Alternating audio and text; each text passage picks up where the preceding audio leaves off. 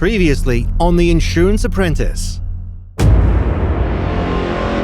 competition this year is going to be tougher than it was last year. I want to be the best. Looking at the competition, I'm going to eat them. I have to blend in and I have to know when to go for the kill.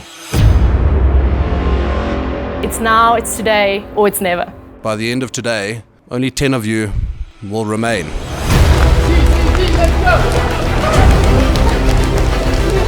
Well, it was my idea. I just have a tiny little problem with Tristan. I actually don't know what you are addressing. This is where now I have to be a wolf in a sheepskin. You're not on the same page. Shivani needs to just rein it back a little bit. We've got no presentation. We're going to fail at this task. Okay, so there's a bit of a mix-up. That is a business set for failure. Don't be hunted in this competition. I'm here to win. Who was the most destructive? Shivani and Jason. You couldn't agree on anything. Everyone thinks their idea is the best.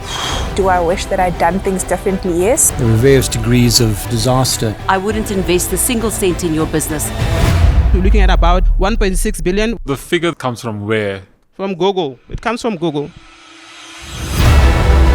Who came up with this concept? You spend a lot of time arguing about nothing. The rest of you will be going home today. It's great for everyone to speak and have an opinion, but we can't all drive at the same time. There was significant friction. Discovery is also not a telematics company or a tracking company. We are. Discovery Telematic Services is a registered company.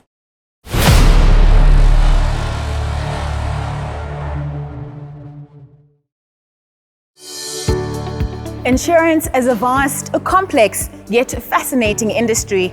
While the need for it is often overlooked, it constantly proves to be the pillar that stands to restore calm after chaos. This episode is brought to you by Aon, protecting lives and livelihoods around the globe. I'm your host, Nontutsugo Mhlungu, and we're on a quest to find the ultimate ambassador of the short-term insurance industry. Throughout the season, we'll see up-and-coming insurance professionals from across the country battle it out to become the insurance apprentice. From clashing characters to challenging curveballs and ruthless judges, the contestants will be tried and tested to their limits. This is The Insurance Apprentice Season 10.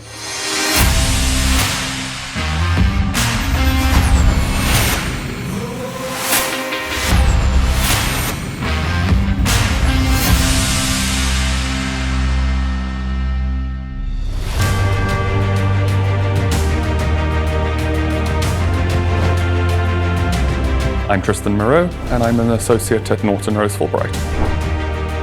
Hi, my name is Celeste Ryan. I'm from King Price Insurance and I'm a commercial claims specialist.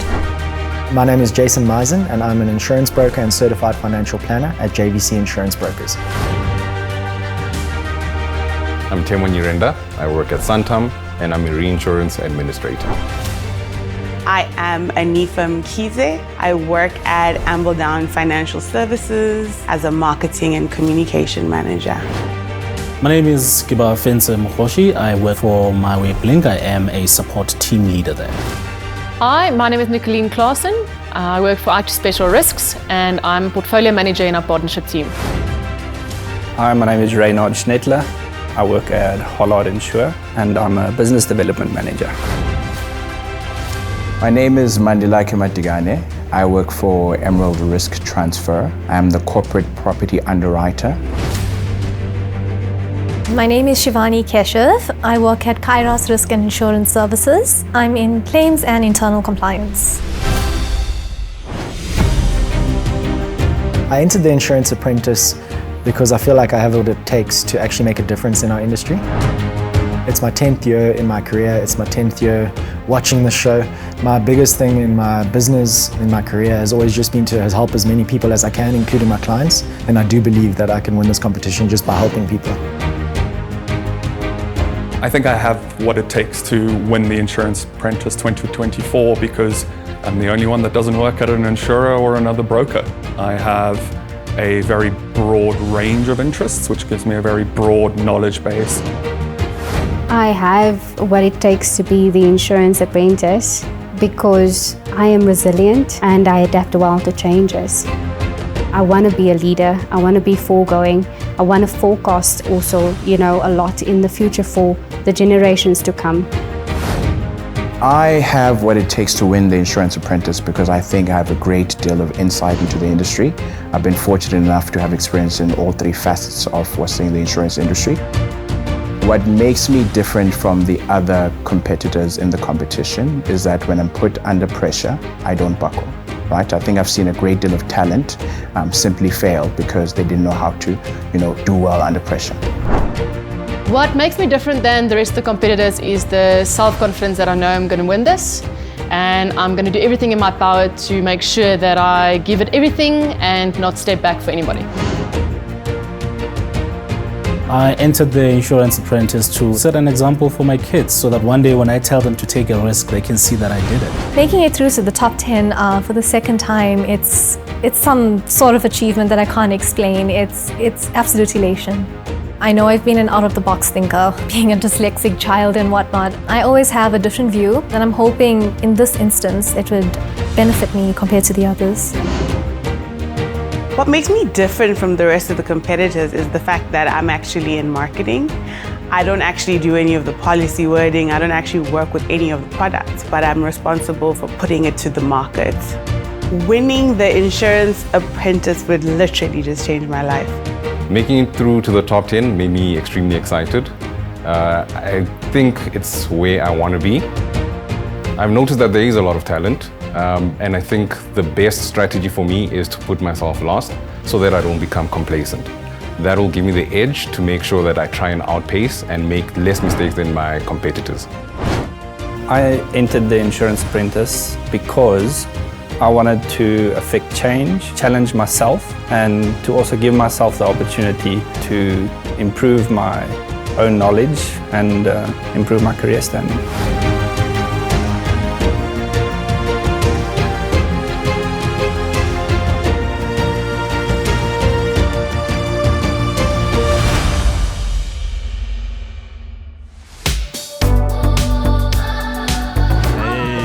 Nice to see you guys here. We are here. I'm surprised you made it. Oh, come on. The silence in the room when they were about to announce was insane. I almost fainted, dude. I had to pull my handkerchief out, wipe the sweat off. I feel nervous. I feel anxious. I feel uneasy because I have serious trust issues. How are you guys feeling for the next round? I'm excited. You know what? We got through here, and I think that is something already. Any expectations for the week? I think just to be authentic and make sure that I give it my best so that if I end up going home that I know I'm proud of myself and that I did everything I could. I feel quite nervous but excited at the same time. I think it's a feeling that you can't really describe. But I do feel that I've got what it takes to be the next apprentice. I think it's going to be a tough week. Yeah. It's season 10, so I think they're going to really up the ante with this season. And a lot of strong, we're saying, contenders. My performance last week and the judges' feedback actually surprised me. I didn't think I'd make it this far. I'm excited to bring something that is innovative, that maybe changes the industry or brings, some bitterness. Trust and believe I'm bringing strategy. Are you sure? And remember, read the brief. Yes, highlights. I brought highlights. The brief. My strategy this week is just to be prepared. Possibly just to hold back a little bit, let others do what they need to, and then step in when I need to. And if the judges are asking you a question, maybe pay attention to what they're saying. That's what I learned from last time. I think maybe we should get to a point where if Simon asks, have you read the brief? You should, well, have you read the brief? We have different personalities. You can't really say compare apples and oranges and bananas. It's just like a fruit basket with 10 different fruits that bring 10 different energies to the room. I think overall, from what I've seen before, Simon is a bit more nicer, is not as terrible. But the Knox lady, I'm worried about her. Apparently they call it Gorilla, and I'm looking forward to seeing if they're really as harsh as people say they are. I actually saw Knox up there and I think my knees got weak a bit. Palms are sweaty already. Mom's spaghetti. I'm nervous. My goal for this season is just not to have Knox walk out on me. I think some people are intimidated by me. I think some people do see me as a threat, which they should. But ultimately, as long as that doesn't impede our ability to work together as a team. All right, guys, that's it. Good luck for the week. May the odds be ever in your favor. We're doing it. We're doing it. Apprentice on 3. 1, 2, 3. Apprentice! From networking to career advancement and personal brand development, the contestants reap countless professional gains by participating on The Insurance Apprentice. However, there is only one ultimate prize package for this year's winner. Let's take a look.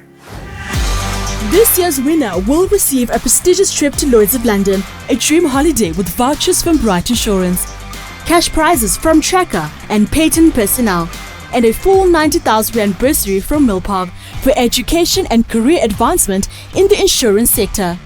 They'll also receive access to elite business coaching sessions from Payton Personnel and the FSCA, along with numerous prizes from industry leaders like AIG, ICB and more. Each week, the contestants will receive a task briefing from our episode sponsor. The contestants are then split into two groups where they have to work together against the clock to brainstorm and present their solutions. For the next 5 weeks, the contestants will not only face grueling challenges and critical time pressure, they will also have to face the judges. My name is Simon Coleman. I'm the CEO of the Liability Company and I'm the head judge on The Insurance Apprentice. Being the 10th anniversary of the show, mediocrity is not acceptable. If the contestants don't pull their weight, we're going to get rid of them. We want somebody that deserves to be the Insurance Apprentice. Only one person can actually be the winner. So we're going to be pressurizing them throughout this competition. And if people are coasting and the opportunity presents itself, they're going to be gone. My name is Knox Lamini. I am the resident co-judge on The Insurance Apprentice. This being season 10, I think we can expect everything to be ramped up. The challenges are going to be so much tougher. The nickname Cruella, I would think, comes from the fact that, when I am behind that judge's table, there's no nonsense. This is a high-pressure environment and they do get to experience that, and I think that's what earned me the moniker of Judge Dredd. I think this is going to be the toughest thing they have to go through. Anyone who does their homework knows what to expect from this competition, so there's absolutely no leniency. I've been in the insurance industry for over 30 years. I would not enter this competition. Anyone who expects any leniency can expect to walk out the door. When Judge Dredd makes an appearance, the contestants will immediately know it. You only get one life in this competition, and when that's gone, it's game over. Welcome, contestants, to the 10th edition of The Insurance Apprentice. I think you can all pat yourselves on the back. Out of 150 hopefuls, you are the top 10. Well done. And I'm joined as usual by my fellow judge, Knox Dlamini, who herself is a winner of this competition a couple of years ago. So she knows exactly what you're going through. Knox? Hi, Simon. Welcome back. Thank you. And of course, the most important person at the table today, and I'm joined by the CEO of Aon South Africa, and that's Dr. Nolwandle Mgoke. Thanks for having me, Simon. And congratulations to the contestants for making it this far. I got told last year that I was a little bit light on the contestants. I agree. And you think so too? A little. I've fixed that.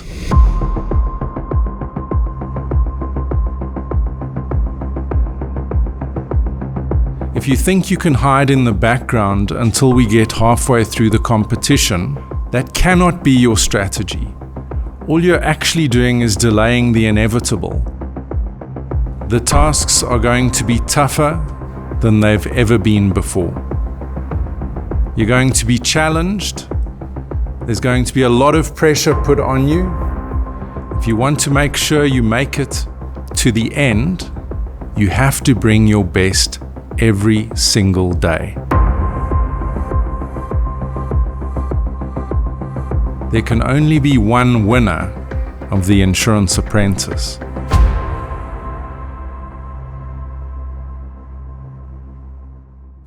So today's task, I'd say it's probably one of the most important things facing South Africa, certainly on the corporate landscape, but it goes deeper than that. What we're going to be talking about is transformation and diversity. And I'm going to hand back to Nolwandle now just to talk us through it. Thank you. I think when we're looking in terms of the landscape, championing diversity, equity, as well as inclusion is one of the most important, if not a pivotal part in terms of anchoring our businesses overall.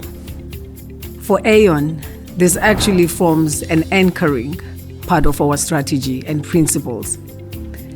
It's purely because we understand the importance as well as the benefits of an effective diversity, equity, as well as inclusion strategy.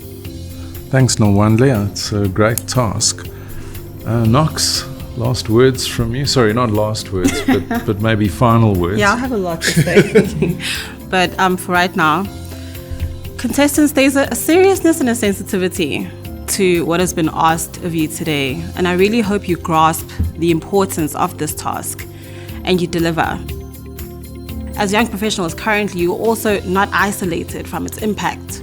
So what's your lived experience? Bring that to the fore. Tell us about that. In case you need a reminding, this is a competition. I need you to treat this like your only opportunity to show us why you're here. Because it might just be. Someone is going home today.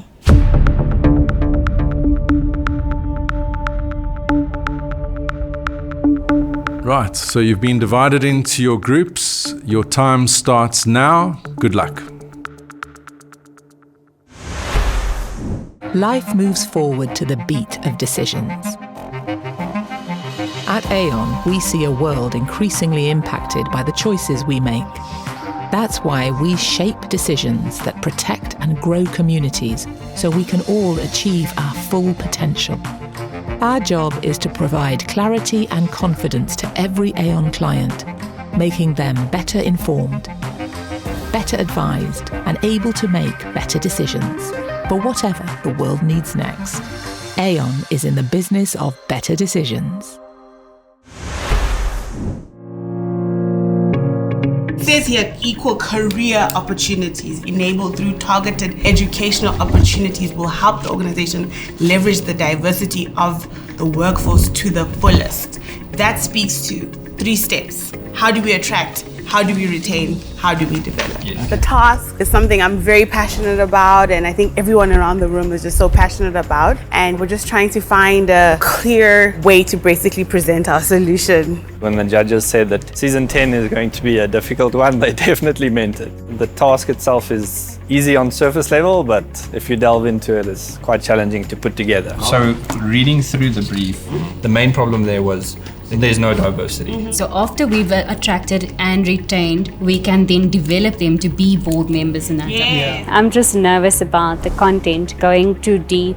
I think we can just simplify it and rather not go into such depths. First thing I want to ask you guys, just by a show of hands or a yeses, do you think we can touch on all, or do you think we should select a few? I think select a few. Yes. One thing that I want us to do now, so that we don't end up in a scuffle, let's get a team leader first. Any brave volunteers? I'm happy to do it, but I don't want to be a self-appointed leader. No, it's fine. I'm happy for you to take it. Being a team leader, you need to stay on top of your toes. Perhaps I should have taken, the position of the leader, but obviously time will tell. I think Mandy and I have very strong opinions and we both want to get our points across. But I do sense a bit of discontent that he's not the leader, but he is giving secondary leader vibes, which is good as long as he stays in his lane. So I make notes, try and see that we summarize everything, and it starts with the problem.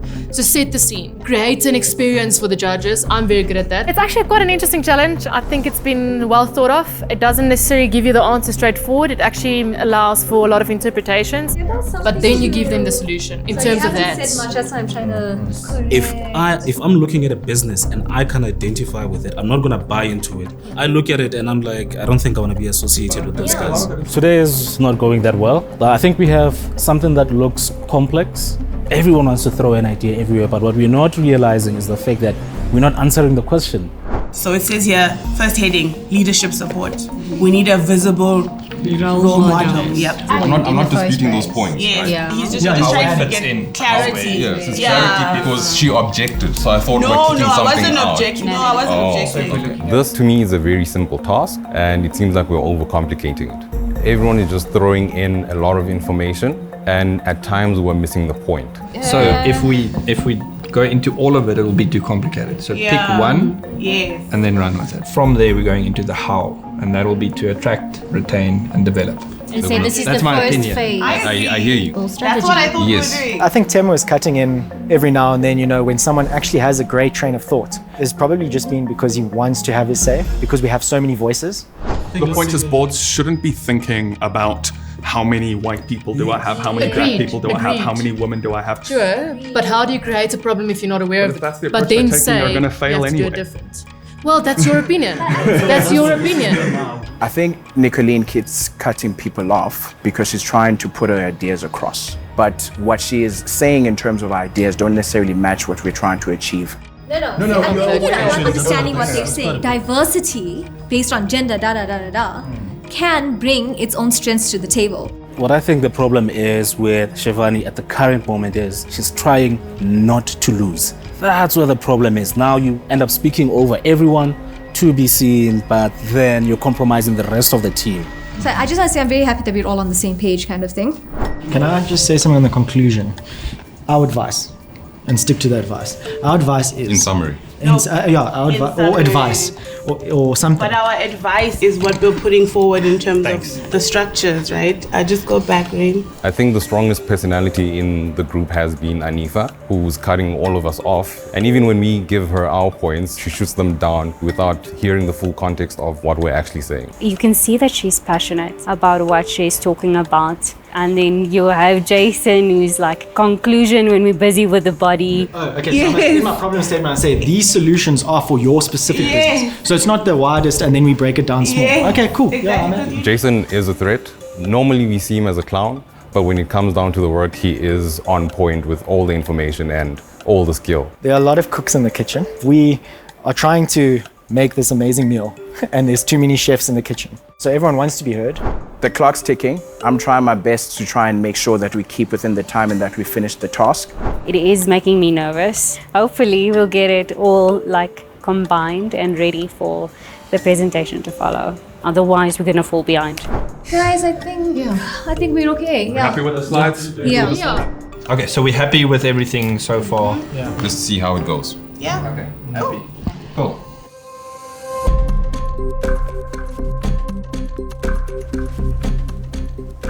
Right, welcome back. I'm going to call you Group 1 unless you have a name that you'd like us to refer to you as. Yes, our name is Transcendent. Transcendent. Yeah. Transcendent Consultants. Do you have a leader? I am the leader, Simon. All right, take it away. Thank you, execs of Pearl Insurance Company. We just wanted to say that your performance last year was incredible. Your growth was great. Your profits showed that your percentages are there. But were you not winning? And that is something that internally someone saw. Sali Mashaba, one of your non-exec directors, saw that there was a transformation issue in the business, and your picture showed that on your article in the newspaper. So I do believe that as a team, we could guide you in not only being excellent in your profits, but also being inclusive in your people. And I think Rain will detail this a little bit more going forward. We've identified 4 problem areas. First up would be organizational governance. We believe that a diverse board would lead to the most effective change across the company.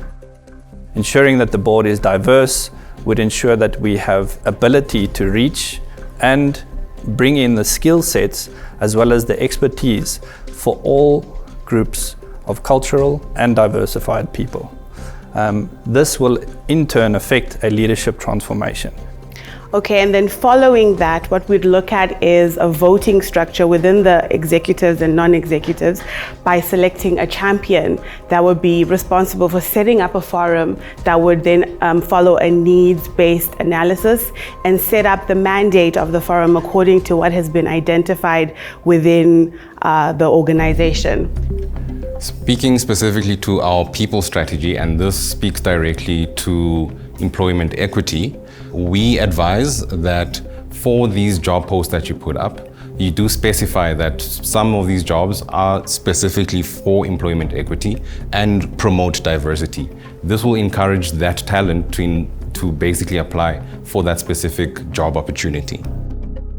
Now, looking at the development of these employees, partnering up with existing graduate entry programs such as NSETA and Harambee would help us into developing these individuals.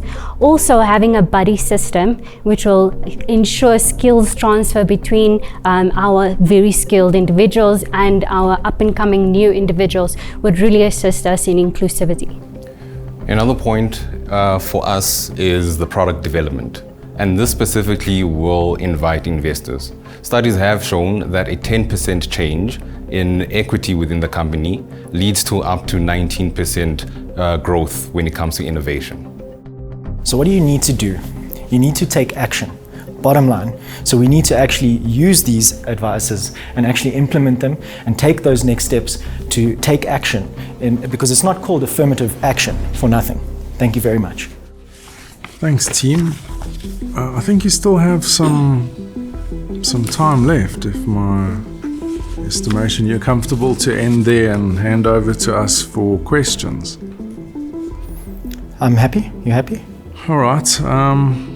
Yeah, thanks for the presentation. Nolwandle, do you want to kick us off with the questions there?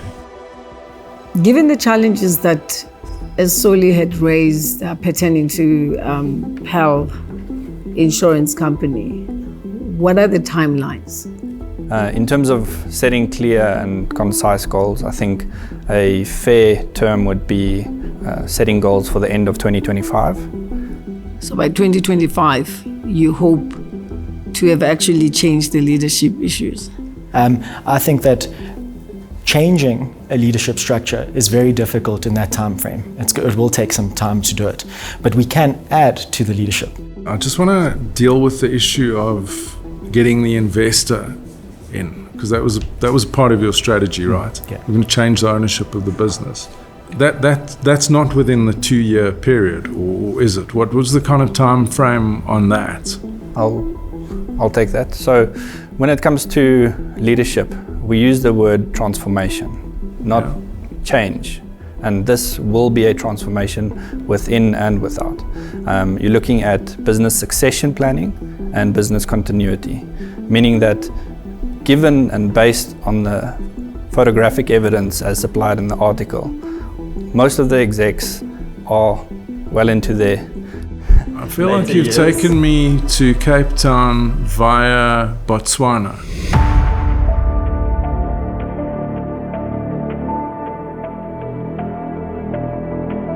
So you talk about a change in leadership. How do you actually implement that? What happens to the current leaders as you bring in these new leaders? Are you just adding to the leadership structure and you're hoping that will bring about the change? I think it's about... Sorry, Jason, Celeste, would you like to have a go at answering this? Yes. So when we appoint the boards, the non-executive diversified board, we would obviously advise them that we need leadership teams that is diverse. Once we get them in, we can also change the mindset and transform the mindset of the existing leaders that are there. So bringing additional people firstly sounds costly, and you're telling me that it's going to translate into better results. Explain that.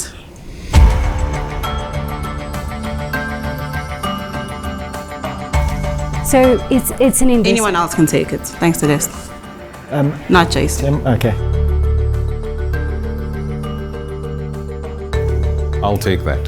So bring in diversity, right? That will bring better results because there is context that is not there. That seems like a bit of pie in the sky. I don't know how much thought you put into customizing it for this particular business, But it does seem like one of these things that everyone thinks can be implemented until you actually try and do it. Can I so what we were thinking was through the executives appointing a champion within the executive team, they would act as the champion of this forum. And within that forum, they would do a needs analysis and then develop like a mandate as to what they're going to achieve when, what are the tactics and what are the measurements within that time frame.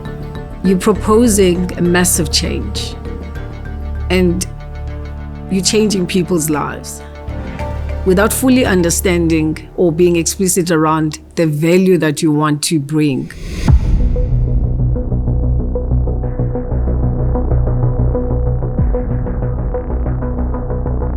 Thanks, Nwandle. All right, thank you for your presentation.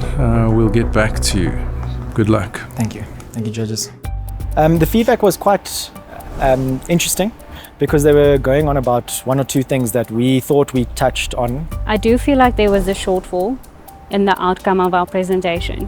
When the judges stopped asking me questions, I was a little bit shocked. So one of the judges just stopped Jason and directed a question to me. I was a bit, nervous and caught off guard. I think we were a little bit nervous. We don't know what to expect, but I'm excited, yeah, let's see.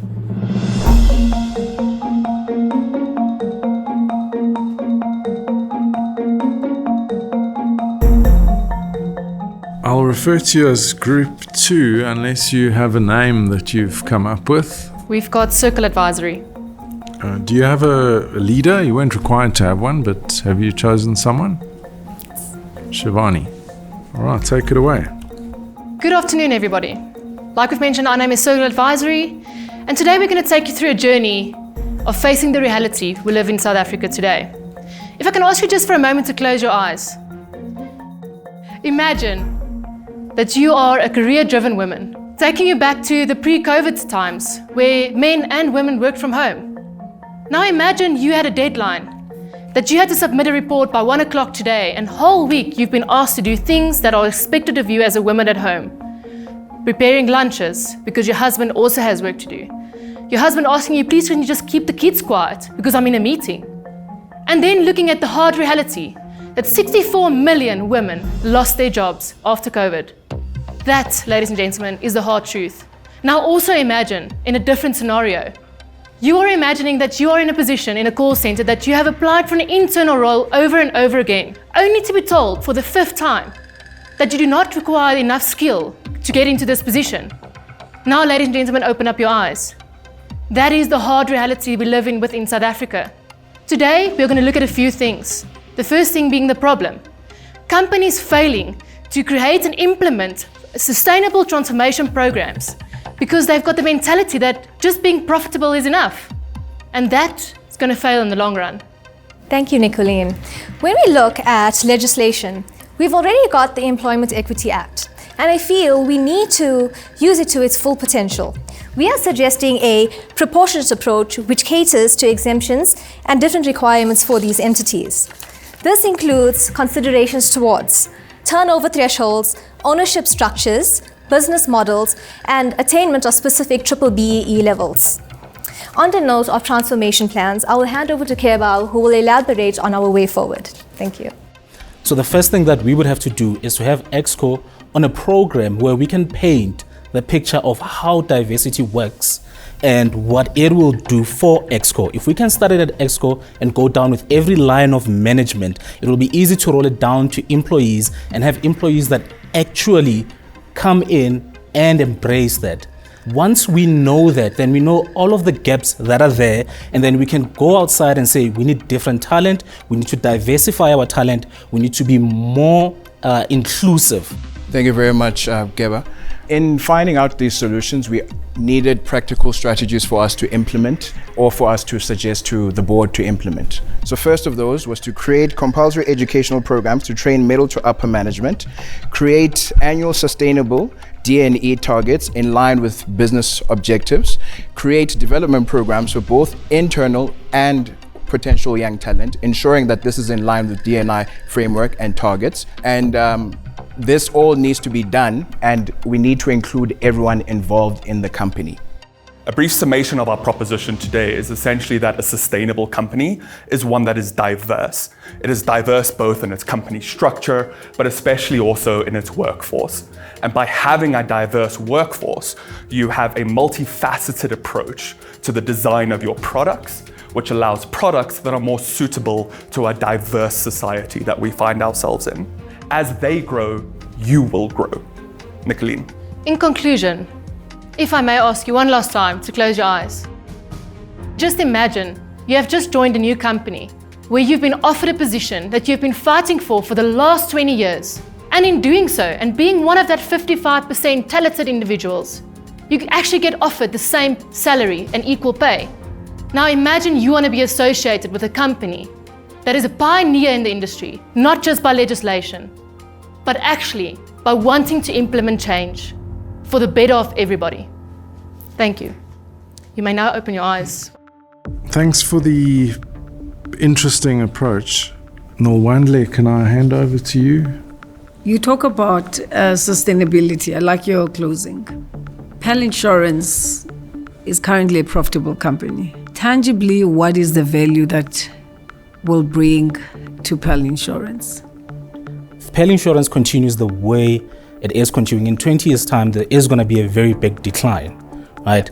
But once I am, let's say, what they call zillennials or 2000s, and I see this company that is inclusive, I will easily take my money there, and then we can go beyond the 13% profit share. And this is not just for now, it is for the future. So what would those time frames be? Sorry to interrupt.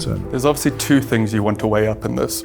You want to weigh up on the one hand the expertise and the experience that you do have. You don't want to cut that out without having that transferred. But at the same time, you need to be cognizant that at some point this will become a real problem. It will become a licensing problem, it will become a legislative problem, but it will also become a customer problem as you grow further and further away from what the majority of the customer base in South Africa looks like. And to add on to that, I mean, if really the change is uncomfortable, look at BlackBerry. What happened to them? They failed to diversify, had a great product, and they went under. Are you saying that BlackBerry failed because the workforce wasn't diverse? Do you foresee this going smoothly? You know, if this is all I have and you guys are telling me that I have to change, what's going to happen after these skills are transferred? Do you just... what's going to happen to this section of the workforce? Yeah, so on that note, I think our aim is to obviously direct our key focuses to Expo because it starts here. And once you start seeing the benefits, you're more encouraged to... Who's seeing the benefits? The business? You've outlined that clearly. Yeah. I'm asking you about the people in this business, guys. Can I also add? Who have to partake in this brilliant, wonderful plan that you have. It's not about saying we have to implement this, we have to comply by legislation. It's about saying, be a part of the change. But it all comes down to how you sell it. Guys, you work to earn a living, right? Are you proposing making these people obsolete? And if so, no. I'm asking you what happens to these people after the skills transfer? So unfortunately, sometimes we do have a model that we're working with. But at the same token, we need to know that there is transfer of skills and people are coming in and out of businesses. Siobhan, I feel like we're having the same conversation over and over. Okay, maybe I'll get to the point. Quicker, please. That would be amazing. As people retire or move on to different positions, we try to make sure that the succession is in place to move forward. But it's a very delicate situation because you can't tell well-respected members of our board to take a back seat. I'm not getting a good sense of your understanding of what is required.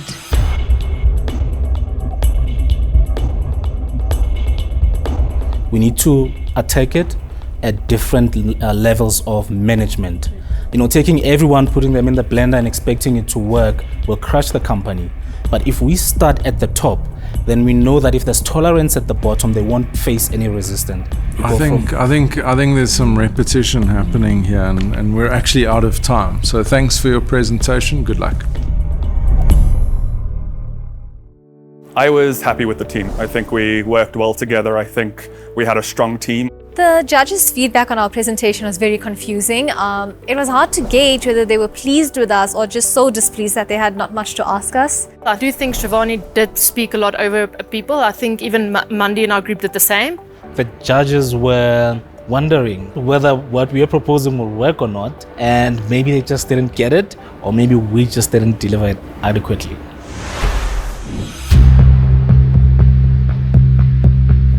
Nwandle, for you, was there a clear winner today?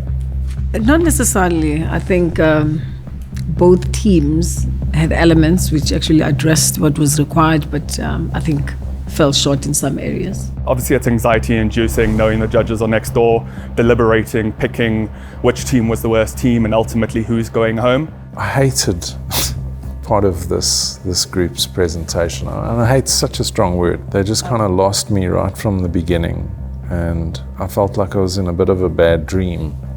To be quite honest, I did as well as I could. I really hope the judges understood where I was coming from when I was speaking about future fitness, but hey, we'll see. For me, these two individuals didn't do as well in the presentation, and there have been reports that this person was being spoken over.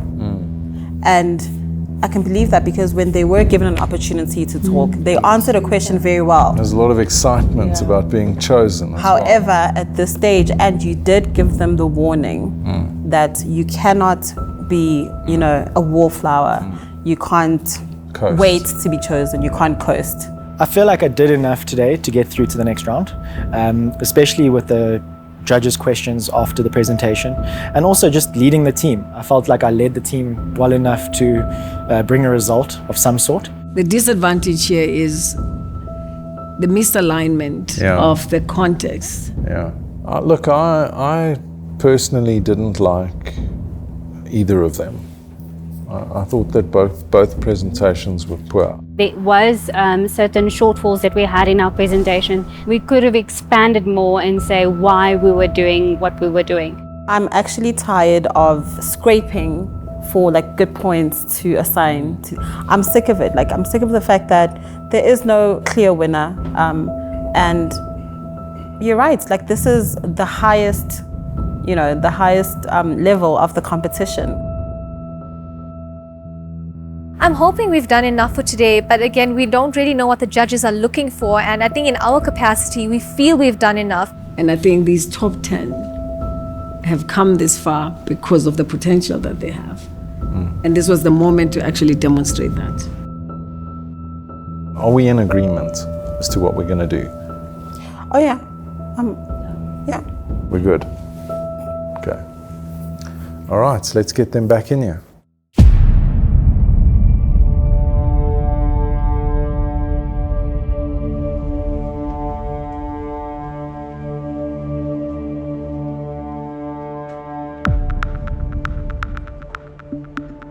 All right, firstly, I'd just like to thank Old Mutual Insure for providing us with the studio, as they have done for many years now, and I think it makes for a really amazing scene, or set rather, for our show. I'd also like to thank Standard Bank Insurance, who accommodate us, all of the contestants and the judges at their conference centre here in Sandton. Getting into the kind of task of today, I just have to say, before I hand over to my fellow judges, I was a little disappointed. But I don't want that to take anything away from what a great task it actually was, because choosing something like was chosen for today's task means that it's one of those things that apply to every business, and I think we could all relate to it somewhat. I want to thank Dr. Nwandle Mgoke from Aon. She's the CEO here in South Africa, and I think it was absolutely spot on with content. So yeah, Nwandle, over to you for your feedback for the teams. Thanks, Simon. I think Simon's earlier point around his disappointment should not be taken lightly.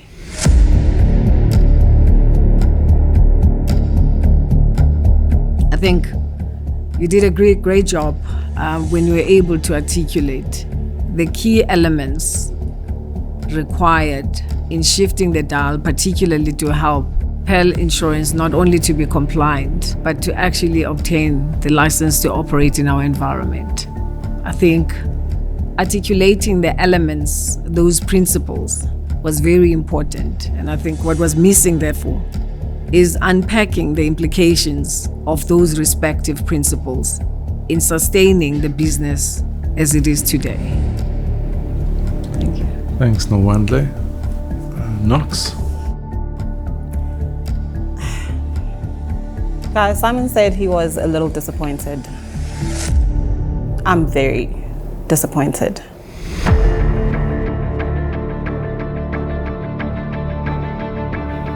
There's a presentation that I even struggled to sit through. I think one of my colleagues here at the judges' table said it felt like a template. It was generic, it lacked context, and it missed critical elements of what we'd asked you to deliberate upon. You know, the current practices around how this subject is approached in your organizations impacts you. You're not isolated from it. Your presentations were completely silent on that.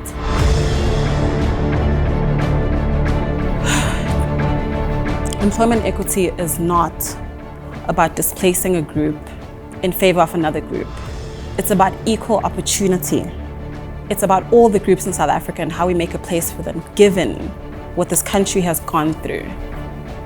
There was a complete lack of regard for the real life impact that some of the solutions that you suggested and brought through would have on the people who would be affected by your solutions. That's it from me. Thanks, Knox. That was really well said.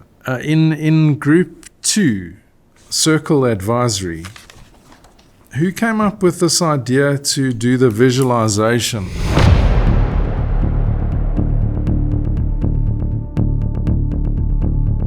It was yours, Nicoline. Yes, I've actually, we did a whole course on presentations, and it's something I connected to. Probably not for everybody, but I always used it what I liked. Yeah, I have to say it was very painful for me to sit here with my eyes closed. And there may very well be, a place somewhere on this planet for somebody to do that kind of presentation. But I think in a business environment like this, it really didn't work. I felt like I kind of drifted off and then woke up and immediately regretted that it wasn't a dream. And I found it very difficult to actually focus on the content after that. So, please, I would never ever do that again. It was so difficult to pick a winner out of this. These are not exams, so we don't expect you to go away and study a bunch of material and then regurgitate the material back to us. This is as close as you come to being able to practically apply something to some real life scenarios that we're throwing at you. And the template-based responses, I felt like I'd heard it before. This was Group 1's presentation. There was probably some brackets on the document that said insert company name here. It felt like it was that kind of template based, and I don't ever want to see that again for the rest of the competition. When we have these difficult decisions to make and it's difficult to choose a winning group, we have to make some decisions. First person to leave the competition with the lowest score today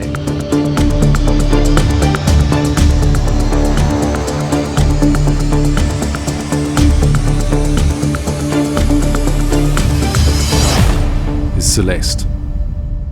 Celeste, you're dismissed.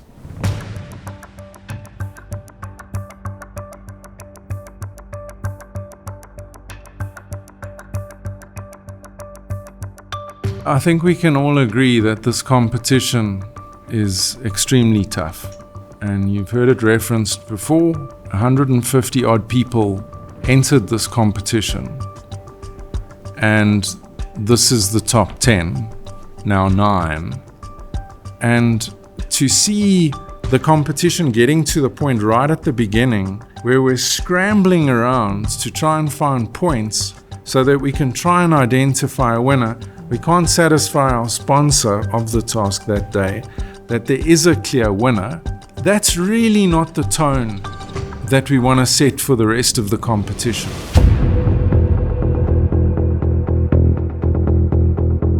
Everybody should be lifting their game, and there shouldn't be any doubt for us actually which is the winning team on that day. That being said, there's a second person that's going to be leaving us today.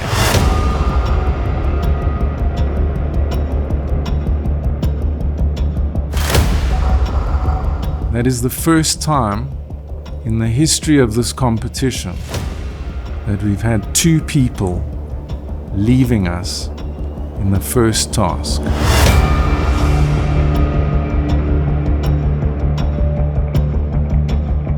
So the next person with the lowest score leaving the competition today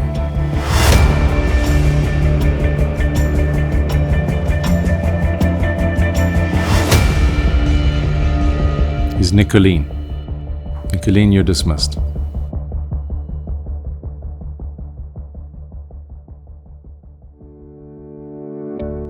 You'll definitely learn something from these tasks as each day passes.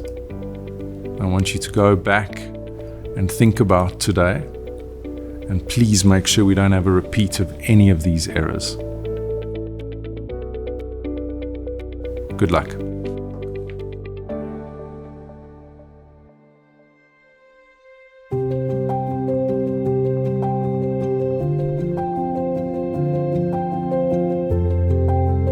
The honest truth is I think I'm a bit shocked. I do feel a bit bummed, but I understand. I was literally shocked. We all thought that. I just never expected Nicolene. I mean, I honestly don't think I deserve to go home. I think I contributed a lot. So I actually said to myself, don't do the presentation because you're going to leave yourself open not to have enough time to prepare for yourself. And I actually did it, which probably my own fault going home. I do think I deserve to go home today. Definitely my performance. Definitely in the way I presented. Could have been better.